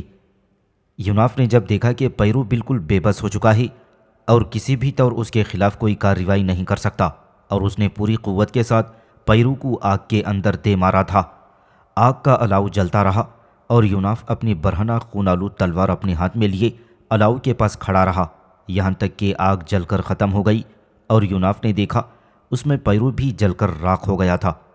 اس کے بعد یوناف کے چہرے پر ہلکی ہلکی مسکراہٹ نمودار ہوئی اور اس نے ابلیکا کو پکارنا شروع کیا۔ یوناف کے پکارنے پر ابلیکا نے فوراً یوناف کی گردن پر لمس دیا، پھر اس کی کھنکتی قہقہوں سے بھرپور خوشکن آواز سنائی دی۔ ابلیکا کہہ رہی تھی، یوناف میرے حبیب، تم نے کمال کر دیا، تم نے وہی کیا جو کچھ میں چاہتی تھی۔ میری خواہش، میری تمناؤں اور میری امیدوں کے عین مطابق تم نے پیرو پر ضربیں لگائیں، اسے بے بس کر دیا۔ اب پیرو ختم ہو چکا ہے، ابلیس یوں ہی دندناتے ہوئے ہمارے خلاف حرکت میں نہیں آ جایا کرے گا۔ اب جب بھی وہ ہمارے مد مقابل آیا تو ہم دونوں مل کر اسے پیس کر رکھ دیں گے۔ اب چلو ہم دونوں تدمر شہر کی طرف کوچ کریں۔ میرے خیال میں عزازیل ان دنوں انطاکیہ شہر میں شرک کی تشہیر کے لیے مصروف ہے۔ وہ چند دنوں تک انطاکیہ سے تدمر شہر آئے گا اور ہم دونوں تدمر میں ہی رک کر اس کا انتظار کریں گے۔ اس کے ساتھ ہی یوناف ابلیکا کے کہنے پر اپنی سری قوتوں کو حرکت میں لایا اور ابلیکا کی رہبری اور رہنمائی میں وہ بالبک شہر کے نواحی قصبے الکرک نوح سے تدمر شہر کی طرف کوچ کر گیا تھا۔ یثرب کے نواح میں وادی عتیق میں بیر روما کے اطراف فنون سپاہ گیری کا میلہ لگا ہوا تھا اور 3 دن تک جاری رہا۔ اس میں جانوروں دیگر اشیاء کی خرید و فروخت کے علاوہ اونٹ اور گھوڑوں، گھوڑ دوڑ، تیغ زنی، نیزہ بازی، تیر اندازی اور کشتیوں کے مقابلے ہوتے رہے، جس میں اوس و خزرج کے جوانوں کا پلہ یہودیوں پر بھاری رہا۔ ایک قدیم رسم چلی آتی تھی کہ ان مقابلوں میں عام لوگ حصہ لیتے تھے جبکہ قبائل کے سردار اس میں شرکت نہ کیا کرتے تھے۔ یثرب کے مرد عورتیں انتہائی شوق سے جمع غفیر کی صورت میں یہ میلہ دیکھا کرتے تھے۔ اشیاء کے لین دین کے علاوہ یہ ان کے لیے تفریح کا ایک سلسلہ بھی تھا۔ تیسرے اور آخری روز جب تقریباً سب مقابلوں کا فیصلہ ہو گیا تو بنو یحدل کا یہودی سردار فرزق، جس نے اپنے آپ کو پوری طرح مسلح کر رکھا تھا، اپنے گھوڑے پر سوار ہو کر میدان میں اترا اس کے ہاتھ میں برہنہ تلوار تھی اور گھوڑا اپنے لمبے عیالوں کی موٹی گردن کو خم کیے کلیلیں کرتا ہوا میدان میں اترا تھا۔ میدان کے وسط میں آ کر فرزق نے اپنی تلوار فضا میں بلند کی اور اونچی آواز میں پکار کر کہنے لگا، اے اہل یثرب، میں بنو یحدل کا سردار فرزق ہوں۔ آج میں سرداران قبائل کے ان مقابلوں میں حصہ لینے کی رسم کو توڑتا ہوں، اس طرح ہمارا خون منجمد ہوتا ہے۔ تم میں اگر کوئی ایسا سردار ہے جو یہ جان کر میرے مقابلے پر آئی کہ اگر وہ میرے ہاتھوں مقابلے پر مارا گیا تو اس کا کوئی قصاص نہ ہوگا۔ فتیون جبل احد کی سمت ایک بلند شہنشین پر یہودی سرداروں کے ساتھ بیٹھا ہوا تھا۔ فرزق کی اس فعل پر وہ مطمئن تھا، اس کے لبوں پر مسکراہٹ تھی کیونکہ یہ سارا کام اس کی خواہش کے مطابق ہو رہا تھا۔ یہودی سردار بھی فرزق کے اس اعلان پر مسرور اور مطمئن تھی۔ اوس و خزرج کا سردار مالک بن اجلان بھی بیر روما کی جانب عرب سرداروں کے ساتھ بیٹھا ہوا تھا۔ فرزق کا یہ اعلان ان سب نے حیرت اور استعجاب سے سنا اور ایک دوسرے کا منہ دیکھنے لگی۔ بنو حتمہ کے سردار نے تیز نگاہوں سے مالک بن اجلان کی طرف دیکھا، پھر گرج کر کہا، لگتا ہے یہودی ہمارے خلاف کسی نئی سازش کی ابتدا کر رہے ہیں۔ مالک بن اجلان جواب میں کچھ کہنے ہی والا تھا کہ بنو ساعدہ کا سردار بول اٹھا اور کہنے لگا، یہودی فرزق کے اس اعلان کا کیوں جواب دیں گے؟ کیا ہم میں کوئی ایسا نہیں جو فرزق کو نیچا دکھائے؟ اس کے سارے کسو بل نکال دے اور وادی عتیق کے اس میدان میں اسے خون آلود کر کے رکھ دے۔ اس کے بعد بنو سالم، بنو قوافل اور بنو واقف کے سردار بھی اپنی اپنی رائے کا اظہار کر رہے تھے، تاہم بنو نجار کا سردار ربیل بن حماد ابھی تک خاموش اور چپ تھا اور غصیلے انداز میں مقابلے کے میدان میں للکارتے ہوئے فرزق کی طرف دیکھ رہا تھا۔ جب سارے عرب سردار خاموش ہو گئے تو مالک بن اجلان نے تعصف کا اظہار کرتے ہوئے کہا، کاش بنو یحدل کا یہودی سردار ایک نئی رسم کی ابتدا نہ کرتا۔ اس نے مقابلے کے لیے للکار کر ہم عرب سرداروں کو نیچا اور بزدل دکھانے کی کوشش کی ہے۔ ربیل غصے کی حالت میں کھڑا ہو گیا اور اپنی تلوار کو بے نیام کرتے ہوئے اس نے کہا کہ کم ہمت تو ہم اس وقت ثابت ہوں گے جب ہم مقابلے کے لیے میدان میں نہ اترے یا فرزق ہمیں نیچا دکھا لے۔ میں فرزق کی اس پکار پر لبیک کہتا ہوں۔ ربیل کے پیچھے اس کا چھوٹا بھائی یہودا اور قابل اعتماد دوست رباح بیٹھے ہوئے تھے۔ ربیل نے رباح کی طرف دیکھتے ہوئے کہا، ذرا میرا گھوڑا تو لاؤ، میں دیکھوں فرزق میدان میں کتنی دیر تک میرا سامنا کر سکتا ہے۔ رباح ابھی اٹھنے ہی نہ پایا تھا کہ بنو نجار میں سے ایک نوجوان نے کہا، اے امیر، تمہارا گھوڑا لانے کی سعادت میں حاصل کرتا ہوں۔ اس کے ساتھ ہی وہ جوان اس طرف بھاگ کھڑا ہوا کہ جس طرف عرب سرداروں نے اپنے گھوڑے باندھے ہوئے تھے۔ آنن فانن اس نوجوان نے ربیل کا گھوڑا کھولا اور بھگاتا ہوا میدان کی طرف لے آیا۔ ربیل اپنے گھوڑے کے پاس آیا، اس کی زین سے لٹکتا ہوا آہنی خود اپنے سر پر جمایا اور جب وہ گھوڑے پر سوار ہونے لگا تو مالک بن اجلان نے بڑی شفقت اور پیار سے کہا، ٹہرو ربیل، زرہ پہن کر جاؤ، میں تمہارے لیے زرہ منگواتا ہوں۔ کیا تم نہیں دیکھتے کہ فرزق کے سر پر خود اور جسم پر زرہ چمک رہی ہے؟ ربیل نے ایک زقند کے ساتھ اپنے گھوڑے پر بیٹھتے ہوئے کہا، اجلان کے بیٹے، مطمئن رہو، فرزق کی زرہ میری تلوار اور اس کے جسم کے درمیان دیوار یا آڑ ثابت نہ ہو سکے گی۔ اس کے ساتھ ہی ربیل نے اپنے گھوڑے کو سخت مہمیز لگا کر میدان میں اتار دیا تھا۔ فرزق کے قریب آ کر ربیل نے اپنی تلوار اور ڈھال سنبھالتے ہوئے تیز عقابی نگاہوں سے اس کی طرف دیکھا، پھر تنزن اس نے کہا، کیا تیری مرگ کا وقت تو نہیں آ گیا جو تو نے مقابلے کے لیے پکار کر ایک نئی رسم کی ابتدا کر دی ہے؟ یاد رکھو فرزق، وادی عتیق کے اندر میں تیرے تصورات کے سارے بت توڑ کر تیرے ظلم و قدرت کو تیرے ہی خون سے دھو ڈالوں گا۔ اب جان بچا کر میدان سے نکلنا تیرے لیے محال ہو جائے گا۔ جواب میں فرزق کے چہرے پر غصے کے عالم میں سلوٹیں گہری ہو گئی تھیں۔ پھر اس نے اپنے گھوڑے کو آگے بڑھا کر ربیل پر حملہ کر دیا تھا۔ ربیل نے اس کا وار اپنی ڈھال پر لیا اور جوابی حملہ کر دیا، جسے فرزق نے بھی اپنی تلوار پر روک لیا تھا۔ پھر وہ دونوں اپنے اپنے گھوڑوں کو دائیں بائیں سے ایڑ لگا کر اور پینترے بدل بدل کر حملہ آور ہونے لگے تھے۔ شروع میں ربیل نے اپنے آپ کو زیادہ تر دفاع اور ہلکی پھلکی جارحیت تک محدود رکھا، پھر آہستہ آہستہ وہ بھڑکتا چلا گیا اور اس کے حملوں میں شعلوں کی چمک اور چنگھاڑ کسی ہولناکی پیدا ہوتی چلی گئی تھی۔ لگتا تھا اپنے دامن میں قیامت لیے ہوئے وہ فرزق کے لیے برق و باراں کا طوفان بنتا چلا گیا ہو۔ وادی عتیق میں ربیل نے تیز اور خطرناک و مہیب حملوں کا ایک ہنگام و ازدحام کھڑا کر دیا تھا۔ جبکہ فرزق نے اب اپنے آپ کو صرف دفاع تک ہی محدود کر لیا تھا۔ روبیل کی تیز اور تواتر کے ساتھ برستی تلوار سے دفاع کرتے کرتے فرزق کی حالت اس بھیڑ جیسی ہو گئی جو اپنے گلے سے بھٹک کر کسی بھیڑیے کا شکار ہو گئی ہو، اور شاید وہ یہ سوچ رہا تھا کہ کاش فتیون کے کہنے پر اس نے اس مقابلے کی ابتدا نہ کی ہوتی۔ فرزق کی اس وقت چیخ نکل گئی تھی جب روبیل نے دائیں طرف کا چکر دے کر بائیں جانب سے اس پر تلوار گرا دی کہ جس سے شانے کے قریب فرزق کی زرہ کی کڑیاں کٹ گئی تھیں اور خون بہہ نکلا تھا۔ شاید اسے ہلکا سا زخم بھی آ گیا تھا، اور اس کے ساتھ ہی روبیل نے زہرآلود لہجے میں کہا، سن فرزق، قسم ہے مجھے آنے والے صحرائی رسول کی، میں نے اپنی پوری قوت سے تجھ پر وار نہیں کیا۔ اگر ایسا کرتا تو تیری زرہ کے ساتھ میں تیرے جسم کو بھی کاٹ کر رکھ دیتا، اور دیکھ فرزق، میرے اس ایک ہلکے سے وار نے تیری زرہ کی کڑیاں کاٹ دی ہیں، میرا دوسرا وار تیرے جسم کی ہڈیاں اور گوشت کو کاٹے گا۔ اب فرزق کا رنگ پیلا ہو گیا تھا۔ روبیل نے پھر طوفانی حملے شروع کر دیے تھے، اور اچانک اس کی تلوار چمکی اور بلند ہوتی ہوئی پھر وہاں گری جہاں سے کڑیاں کٹ گئی تھیں اور فرزق کے جسم کو پسلیوں تک کاٹتی چلی گئی تھی۔ فرزق گھوڑے سے گرا اور دم توڑ گیا تھا۔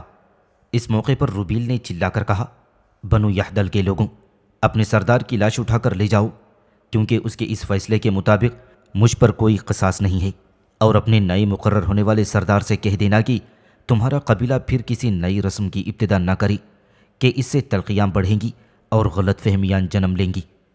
یہودی سردار فتیون کو سخت مایوسی ہوئی تھی۔ وہ سوچ نہ سکتا تھا کہ روبیل اس قدر آسانی سے فرزق کو موت کے گھاٹ اتار دے گا۔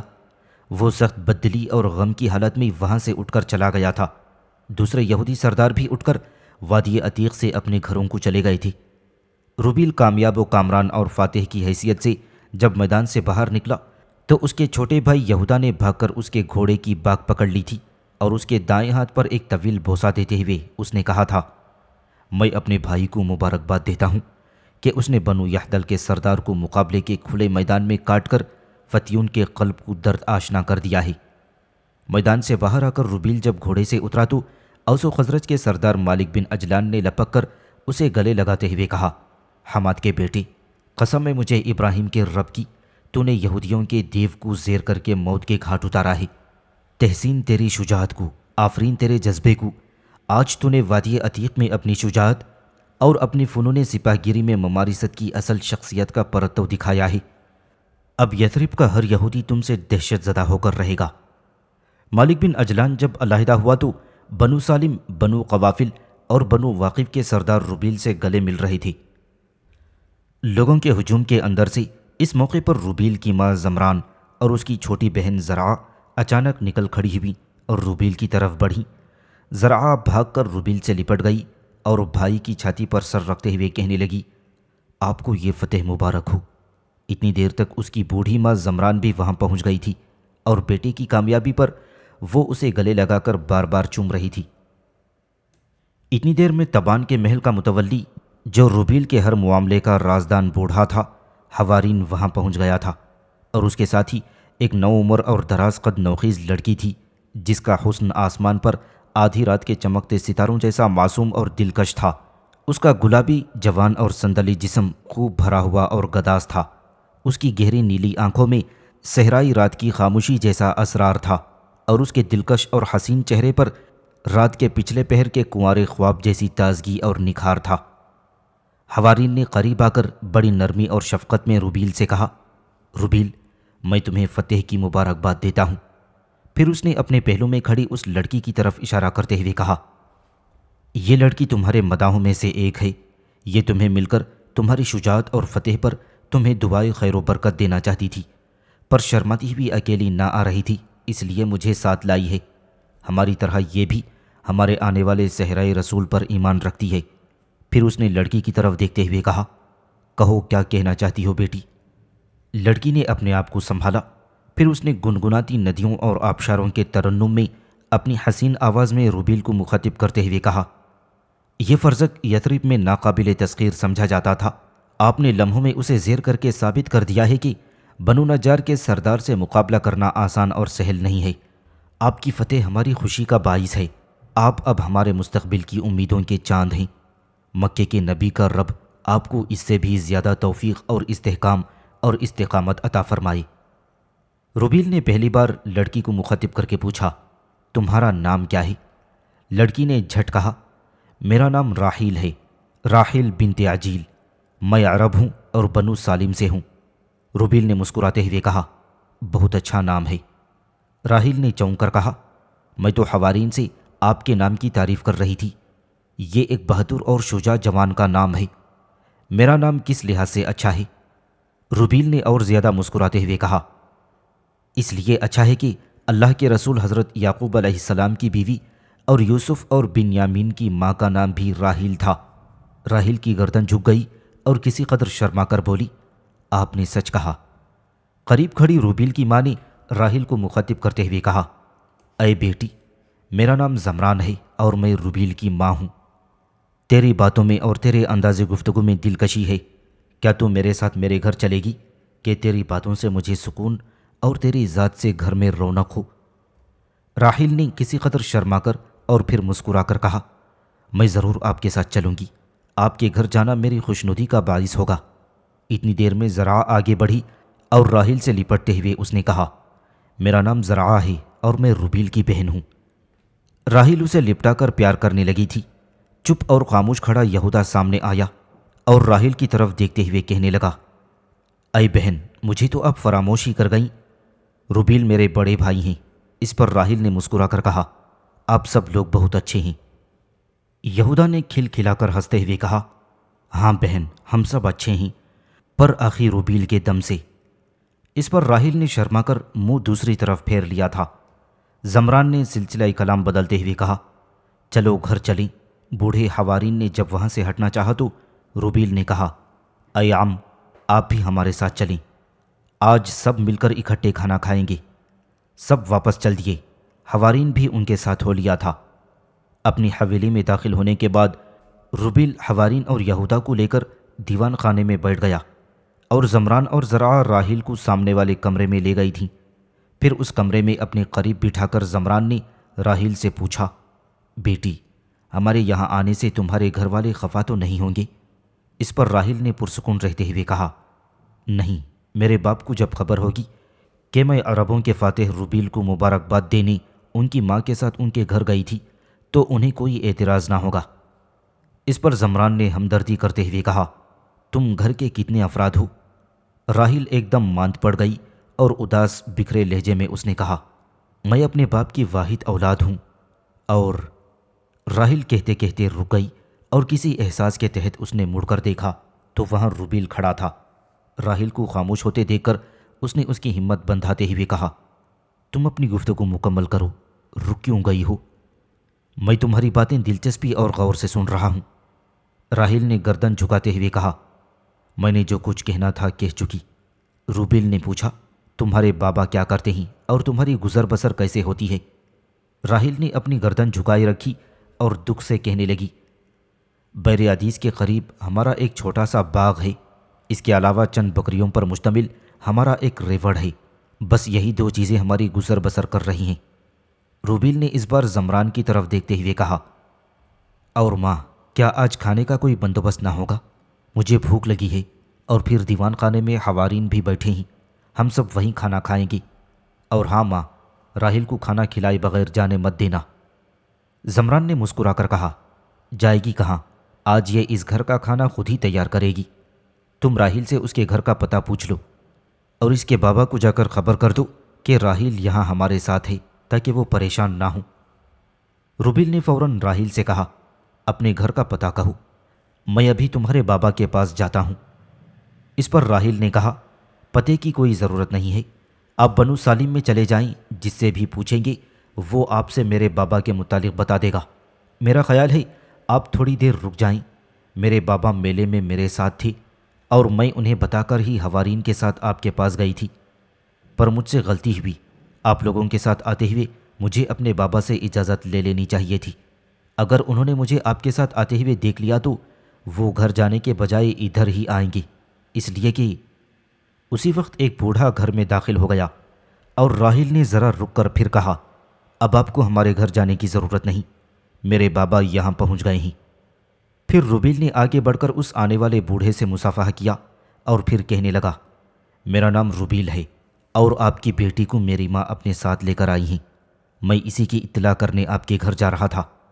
اس بوڑھے نے بھی خوش طبعی سے مصافحہ کرتے ہوئے کہا، میں راحیل کا باپ اجیل ہوں۔ میں جانتا ہوں تم بنو نجار کے سردار روبیل بن حماد ہو، اور آج تو یثرب کے ہر فرد کو خبر ہو گئی ہے کہ تم شیردیر روبیل ہو، کہ آج عربوں میں سے ہی نہیں بلکہ یہودیوں کے گھروں میں بھی تمہاری اس عظیم فتح اور فرزق کی بدترین موت کے چرچے ہوں گے۔ بوڑھا اجیل جب خاموش ہوا تو راحیل اس کے قریب ہو کر بولی، بابا، ان کی ماں مجھے شام کے کھانے تک یہاں روکنا چاہتی ہیں، اگر تم اجازت دو تو۔ راحیل یہیں تک کہنے پائی تھی کہ اجیل نے اس کی بات کاٹ کر بڑی فراغ دلی میں مسکراتے ہوئے کہا، تم بڑی خوشی سے یہاں شام تک رکے رہو بیٹی، اس گھر پر میں پورا بھروسہ اور اعتماد کر سکتا ہوں۔ میں میلے میں تم سب سے قریب ہی کھڑا تھا اور میں نے وہاں سب کی گفتگو سنی تھی، اس لیے تمہارے پیچھے پیچھے یہاں چلا آیا۔ اب میں گھر جاتا ہوں، تم یہاں سے فارغ ہو کر اور ان سے اجازت لے کر آ جانا۔ زمران نے اسے روکتے ہوئے کہا، تم بھی رک جاؤ بھائی، دونوں باپ بیٹی اب شام کا کھانا کھا کر اکٹھے چلے جانا۔ اجیل نے بڑی عاجزی سے کہا، نہیں بہن، اب میں جاتا ہوں۔ گھر میں بکریوں کا ایک چھوٹا سا ریوڑ ہے، اسے بھی جا کر سنبھالنا ہے۔ تم ایک مہربانی کرنا، اگر دیر ہو جائے تو راحیل کو کسی کے ساتھ روانہ کرنا، اسے اکیلی نہ بھیجنا۔ میں یہودیوں کی طرف سے اس کے متعلق فکر مند رہتا ہوں۔ اس پر روبیل نے چونک کر پوچھا، ان کی طرف سے آپ کو کیسا خطرہ اور فکر ہے؟ اجیل نے ندامت کے انداز میں گردن جھکاتے ہوئے کہا، راحیل کا دراز قد اور خوبصورت ہونا ہی میرے فکر مندی کی علامت ہے۔ فتیون اپنے آدمیوں کے ذریعے مجھے کئی بار پیغام بھجوا چکا ہے کہ اپنی بیٹی کی شادی کرو، اور مجھے یہ پیشکش بھی کی تھی کہ اگر تمہیں کوئی مناسب رشتہ نہیں ملتا تو اس کا انتظام میں کرتا ہوں۔ دراصل فتیون مجھے ہی نہیں، ہر خوبصورت لڑکی کے والدین کو ایسے ہی پیغام بھجواتا ہے، اس لیے کہ ہر شادی ہونے والی لڑکی اپنی عروسی شب کو اپنے شوہر کے پاس جانے کے بجائے فتیون کی خوابگاہ کی طرف جاتی ہے، اور یہ ایک ایسی لعنت ہے جس کا کوئی حل اور سد باب نہیں ہے۔ روبیل سوچوں میں کھو گیا۔ اجیل نے فوراً بات کا رخ بدلتے ہوئے کہا، میری بکریاں بھوکی پیاسی بندھی ہوئی ہوں گی، میں اب چلتا ہوں۔ جلدی میں اس نے روبیل سے مصافحہ کیا اور حویلی سے نکل گیا تھا۔ زمران، راحیل اور زرع وہاں سے ہٹ کر کھانا پکانے کی تیاریاں کرنے لگیں، جبکہ روبیل دیوان خانے میں حوارین اور اپنے چھوٹے بھائی کے پاس جا کر باتیں کرنے لگا تھا۔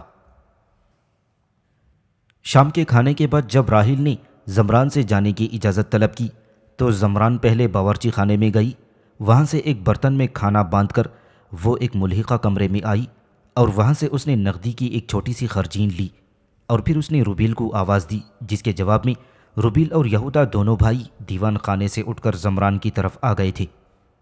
زمران نے یہودا کی طرف دیکھتے ہوئے کہا، تم حوارین کے پاس ہی بیٹھو بیٹا، میں نے روبیل کو آواز دی ہے کہ وہ راحیل کو اس کے گھر پر چھوڑ آئے۔ یہودا کی طبیعت کچھ مسخرانہ تھی، اس نے آگے بڑھتے ہوئے کہا، ماں، حوارین تو جا چکے ہیں، تم نے جو کچھ کہنا تھا کہو ماں، میرا وعدہ ہے میں کسی کے گلے کی ہڈی نہ بنوں گا۔ زمران کے ہونٹوں پر مسکراہٹ کھیل گئی، پھر رومال میں بندھا ہوا کھانا اور نقدی کی تھیلی راحیل کی طرف بڑھاتے ہوئے کہا، یہ دونوں چیزیں سنبھال لو بیٹی، رومال میں تمہارے بابا کا کھانا ہے، گھر جا کر تم کہاں اکیلے باپ کا کھانا تیار کرنے کی زحمت اٹھاؤ گی، اور اس تھیلی میں تھوڑی سی نقدی ہے، اس سے اپنے لیے نئے کپڑے بنوا لینا، تمہیں بیٹی کہہ کر اپنے گھر لائی تھی، لہٰذا اس گھر سے تم خالی ہاتھ کیوں کر جا سکتی ہو؟ راحیل نے سر ہلاتے ہوئے کہا، کھانا تو میں لے جاؤں گی، لیکن نقدی کی یہ تھیلی نہ لوں گی، میں سمجھتی ہوں اس کی ضرورت نہیں ہے۔ کسی اور کے بولنے سے قبل ہی یہودا نے کہا، لو میری بہن، اس تھیلی میں سنہرے سکوں کی اچھی خاصی رقم ہے، ایسے مواقع بار بار نہیں ملتے، اگر میں تمہاری جگہ لڑکی ہوتا تو میں جھپٹ کر اس تھیلی کو لے چکا ہوتا۔ راحیل کے لبوں پر بے ساختہ مسکراہٹ بکھر گئی، اور جلدی جلدی اس نے اپنی مسکراہٹ کو دبا کر یہودا کی طرف تیز نگاہوں سے گھور کر دیکھا۔ اتنی دیر تک روبیل نے بھی راحیل کو مخاطب کرتے ہوئے کہا، لے لو راحیل، انکار کیوں کرتی ہو؟ راحیل نے ممنونیت کے عالم میں روبیل کی طرف دیکھا، پھر اس کی گردن جھک گئی اور ہاتھ بڑھا کر اس نے زمران سے دونوں چیزیں لے لیں۔ راحیل خاموشی کے ساتھ زمران اور زرعہ سے ملی، اور پھر وہ روبیل کے ساتھ گھر سے نکل گئی تھی۔ دونوں بنو نجار اور بنو واقف کے محلوں سے گزرنے کے بعد بنو سالم میں داخل ہو گئی اور راحل نے اپنے مکان کے سامنے رک کر دروازے پر دستک دیتے ہوئے کہا، یہ ہمارا گھر ہے۔ اتنے میں دروازہ کھلا اور ان دونوں کے سامنے بوڑھا اجیل کھڑا تھا۔ اس نے آگے بڑھ کر روبیل سے مصافحہ کرتے ہوئے کہا، میں خوش بخت ہوں کہ میرے گھر میں عربوں کا عظیم سپوت اور شیر دل فرزند آیا ہے۔ مصافحے کے بعد روبیل نے ہاتھ علیحدہ کرتے ہوئے کہا، میں راحل کو چھوڑنے آیا تھا، میں اب چلتا ہوں، ویسے بھی اندھیرا ہو گیا ہے، میں کسی روز دن کے وقت آؤں گا اور آپ کے پاس بیٹھوں گا۔ اجیل نے ممنونیت سے کہا، اگر دن کے وقت آنا چاہو تو شام کے قریب آنا، کیونکہ اس سے پہلے ہم دونوں باپ بیٹی اپنے باغ میں ہوتے ہیں۔ بیر اولیاس کے پاس میرا ایک چھوٹا سا باغ ہے، اس کے اندر ہی اپنی ضرورت کی فصلیں بھی اگاتا ہوں، اور دن کے وقت میں وہاں باغ اور کھیتوں میں کام کرتا ہوں اور راحل اپنے ریوڑ کو چراتی ہے۔ اس پر روبیل نے پیچھے ہٹتے ہوئے کہا، بیر اولیاس سے ہٹ کر ہمارا بھی ایک باغ ہے، میں اکثر وہاں جاتا ہوں، میں آپ سے ضرور وہاں ملوں گا۔ روبیل نے ایک الوداعی نگاہ راحل پر ڈالی اور اجیل سے دوبارہ مصافحہ کر کے وہ چلا گیا تھا۔ اجیل اور راحل تھوڑی دیر تک وہاں کھڑے ہو کر اسے دیکھتے رہے۔ جب وہ اندھیرے میں روپوش ہو گیا تو انہوں نے اپنے گھر کا دروازہ بند کر لیا۔ ابلیکا کی رہبری اور رہنمائی میں یوناف شام کی سرزمین کے قدیم شہر تدمر میں داخل ہو گیا تھا۔ اس نے دیکھا تدمر شہر میں ستونوں کے اوپر عجیب و غریب عمارتیں اٹھائی گئی تھیں۔ یوناف ابھی اس قدیم شہر کے ایک چوراہے پر بڑی بڑی عمارتوں کا جائزہ لے ہی رہا تھا کہ ابلیکا نے اس کی گردن پر لمس دیا۔ پھر ابلیکا نے کہا، دیکھو یوناف، یہ جو تم عجیب و غریب عمارتیں بڑے بڑے ستونوں پر کھڑی دیکھتے ہو، ان سے متعلق کچھ لوگوں کا خیال ہے کہ یہ عمارتیں حضرت داؤد علیہ السلام کے بیٹے حضرت سلیمان علیہ السلام کے حکم پر جنات نے تعمیر کی تھیں۔ یہ عمارتیں بڑے بڑے سرخ رنگ کے پتھروں سے بنائی گئی ہیں۔ ابھی تم اور آگے بڑھو گے تو بڑے بڑے ہیکلوں کی عمارتیں بھی نظر آئیں گی، جن میں اس سے بھی بڑے بڑے پتھر استعمال کیے گئے ہیں۔ اس کے علاوہ جب تم شہر میں داخل ہوئے ہوگی تو تم نے دیکھا کہ شہر کا جو پھاٹک ہے وہ بھی کافی بڑے بڑے پتھروں سے بنایا گیا ہے، اور پھاٹک دوہرا ہے تاکہ باہر سے حملہ آور ہونے والے دشمن شہر کو آسانی سے فتح نہ کر سکیں۔ اور جب تم اس چوک سے جہاں کھڑے ہو بائیں طرف دیکھو گے تو تم دیکھو گے کہ شہر کے اندر ایک ندی سی بہتی ہے جو شہر اور اس کے اطراف میں باغوں اور نخلستانوں کو سیراب کرتی ہے۔ اس شہر کا نام تدمر ہے۔ حضرت نوح علیہ السلام کی چھٹی نسل سے ایک لڑکی تدمر بنت حسان کے نام سے ہے۔ اس شہر کے بعض لوگوں کا کہنا ہے کہ اس شہر کی عمارتیں حضرت سلیمان علیہ السلام سے اتنی مدت قبل تعمیر ہوئی تھیں جس قدر کہ حضرت سلیمان علیہ السلام کے زمانے کو اب تک گزر چکی ہے، اور لوگوں کا یہ بھی کہنا ہے کہ جو بھی دنیا میں حیرت انگیز عمارت بنتی ہے وہاں کے رہنے والے اس عمارت کو حضرت سلیمان اور ان کے ماتحت کام کرنے والے جنون سے منسوب کرتے ہیں۔ اور سنو یوناف، اس تدمر شہر میں دو عجیب و غریب چیزیں ایسی ہیں جنہیں ذریعہ بنا کر عزازیل نے یہاں کے لوگوں کو شرک میں مبتلا کر دیا ہے۔ پہلی چیز جس کی وجہ سے وہ شرک پھیلانے میں کامیاب ہوا ہے، دو کنیزوں کے مجسمے ہیں جو اس شہر میں ایک عرصے سے چلے آ رہے ہیں۔ چلو پہلے ان دونوں کنیزوں کے مجسمے کی طرف چلتے ہیں۔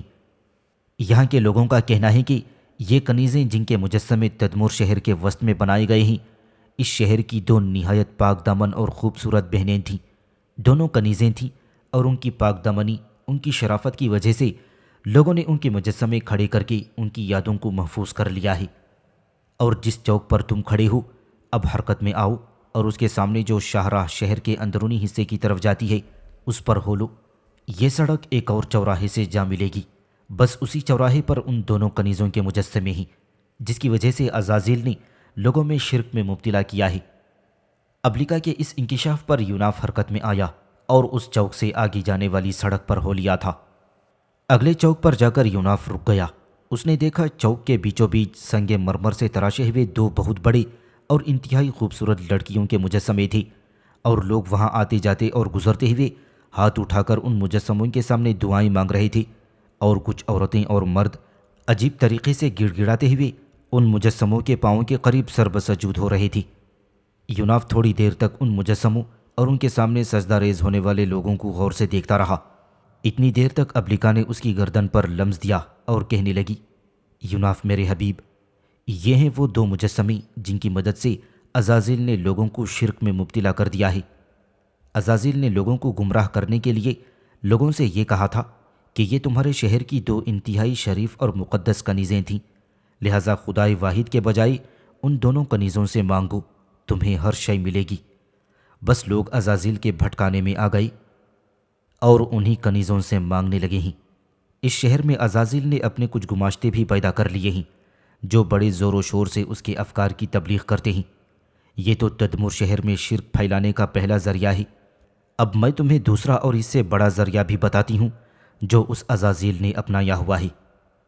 یوناف جواب میں بولا اور ابلیکا کو مخاطب کرتے ہوئے کہنے لگا، سنو ابلیکا، یہ تو پہلا ذریعہ ہے جس کی وجہ سے عزازیل نے لوگوں کو شرک میں مبتلا کیا ہے۔ دوسرا ذریعہ کون سا ہے اور اسے دیکھنے کے لیے مجھے شہر کی کس سمت جانا چاہیے؟ اس پر ابلیکا سنجیدہ سی آواز میں پھر بولی اور کہنے لگی، جس چوک پر کھڑے ہو اس کے دائیں ہاتھ دیکھو، ایک سڑک شہر کے بائیں پہلو کی طرف جاتی ہے، بس اسی پر ہو لو۔ تم جوں جوں آگے جاؤ گے میں تمہاری رہنمائی کرتی رہوں گی یہاں تک کہ ہم شرک پھیلانے کے دوسرے ذریعے تک بھی جا پہنچیں گے۔ ابلیکا کا کہا مانتے ہوئے یوناف اس چوک سے ہٹا اور بائیں طرف جانے والی سڑک پر شہر کے جنوب شرقی حصے کی طرف چل دیا تھا۔ تدمر شہر میں چلتے چلتے یوناف جب شہر کے فصیل کے قریب پہنچ گیا تو ابلیکا نے پھر اس کی گردن پر لمس دیا اور کہنے لگی، دیکھو یوناف، اپنے سامنے نگاہ دوڑاؤ، شہر کی فصیل کے تم قریب آ گئی ہو، اپنے دائیں طرف دیکھو، تمہیں کچھ دکھائی دے گا۔ اس پر یوناف نے جب اپنے دائیں طرف دیکھا تو غار نما ایک دروازہ تھا جس کے ذریعے لوگوں کا ایک ہجوم اس غار میں داخل ہونے کے ساتھ ساتھ باہر بھی آ رہا تھا۔ اس پر یوناف نے بڑی بے چینی کا اظہار کرتے ہوئے کہا، ابلیکا یہ کیا ہے؟ ابلیکا کہنے لگی، یہ وہی دوسرا ذریعہ ہے جس کا سہارا لے کر اس بدبخت عزازیل نے لوگوں کو شرک میں مبتلا کر رکھا ہے۔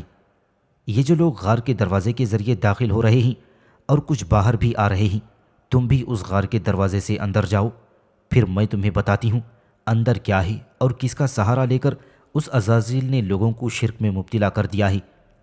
ابلیکا کے کہنے پر یوناف دائیں طرف مڑا اور لوگوں کے ہجوم میں داخل ہو کر اس غار کے دروازے میں گھس گیا تھا۔ اس غار کی سیڑھیاں اتر کر یوناف جب نیچے گیا تو اس نے دیکھا کہ وہ ایک بہت بڑے حجرہ نما قسم کا غار تھا۔ اس غار کے اندر سے تازہ سندل کی خوشبو آ رہی تھی۔ غار کے اندر داخل اور باہر نکلنے کے لیے یوناف نے دیکھا چاروں طرف دروازے تھے اور چاروں دروازوں سے لوگ اندر باہر آ جا رہے تھے۔ غار کے اندر خوب صفائی کی گئی تھی اور روشنی کا بہترین انتظام رکھا گیا تھا۔ یوناف جب اس غار کے وسطی حصے میں گیا تو دنگ رہ گیا۔ اس نے دیکھا غار کے وسطی حصے میں ارتھی پر کسی عورت کی لاش اوندھے منہ رکھی ہوئی تھی اور لوگ گڑ گڑا کر اس لاش سے دعائیں مانگ رہے تھے۔ یوناف نے بھی یہ دیکھا کہ اس لاش کے لمبے لمبے بال ابھی تک محفوظ تھے اور ان میں چھلے پروئے ہوئے تھے۔ اس لاش کے بالوں پر سونے کی ایک تختی بھی تھی جس پر سنہری حروف میں لکھا ہوا تھا، باسم لحم میں تدمر بنت حسان ہوں، میرے اس حجرے میں جو داخل ہو خدا اسے ذلیل کرے۔ یوناف لوگوں کے ہجوم میں کھڑا تدمر بنت حسان کی لاش کو بڑے غور اور انہماک سے دیکھے جا رہا تھا کہ اس موقع پر ابلیکا نے اس کی گردن پر لمس دیا۔ قبل اس کے کہ ابلیکا کچھ بولتی اور کہتی، یوناف نے پہلے ہی اسے مخاطب کر کے پوچھ لیا، دیکھو ابلیکا، یہ تو بتاؤ کہ یہ لاش کس کی ہے؟ اس پر ابلیکا بولی اور کہنے لگی، یہ لاش تدمر بنت حسان کی ہے جو اللہ کے رسول حضرت نوح علیہ السلام کی چھٹی پشت سے تھی۔ یہ تدمر شہر بھی اسی عورت کے نام پر آباد کیا گیا ہے۔ اب اس عورت کا سہارا لے کر عزازیل نے لوگوں کو شرک میں مبتلا کر دیا ہے۔ یہاں عزازیل نے جو اپنے گماشتے اور اپنے ایجنٹ بنائے ہیں وہ لوگوں کو یہی کہتے پھرتے ہیں کہ اس عورت کا تعلق، واسطہ اور رابطہ اللہ کے رسول حضرت نوح علیہ السلام سے ہے، لہٰذا اس سے مانگو، جو مانگو گے وہ ملے گا۔ یہاں کے سیدھے سادھے لوگ عزازیل کے گماشتوں کی گمراہی میں آ چکے ہیں، اور تم دیکھو امبوہ در امبوہ اس غار کے چاروں دروازوں سے لوگ آ جا رہے ہیں اور لاش کے سامنے کھڑے ہو کر دعائیں مانگتے ہیں۔ کچھ جاہل اور بے وقوف لوگوں کو تم دیکھو گے کہ لاش کے آگے سجدہ ریز بھی ہو رہے ہیں۔ میں سمجھتی ہوں اس سے بڑھ کر کوئی گمراہی، اس سے بڑھ کر کوئی شرک ہو ہی نہیں سکتا۔ یوناف تھوڑی دیر تک اس غار کو بڑے غور سے دیکھتا رہا، پھر وہ ابلیکا کو مخاطب کرتے ہوئے کہنے لگا، دیکھو ابلیکا، اگر اس لاش کے حوالے سے اور ان دو کنیزوں کے مجسموں کے حوالے سے عزازیل نے یہاں کے لوگوں کو شرک میں مبتلا کر دیا ہے، تو میں یہاں قیام کر کے لوگوں کو شرک کی اس گندی دلدل سے نکال کر رہوں گا۔ اس پر ابلیکا بولی اور پوچھنے لگی، یہاں کے لوگوں کو شرک سے نکالنے کے لیے آخر تم اپنے کام کی کیسے اور کس طرح ابتدا کرو گی؟ اس پر یوناف چھاتی تانتے ہوئے کہنے لگا، اس کی ابتدا میں آج ہی کر رہا ہوں، بلکہ یوں جانو کہ ابھی غار کے نکلنے کے ساتھ ہی میں اس کی ابتدا کروں گا، اور تم دیکھتی جاؤ میں کیسے اس کی ابتدا کرتا ہوں۔ اس کے ساتھ ہی یوناف ایک عزم، ایک ولولے اور ایک انتظامی اور ایک استقلال کے ساتھ غار سے باہر نکل رہا تھا۔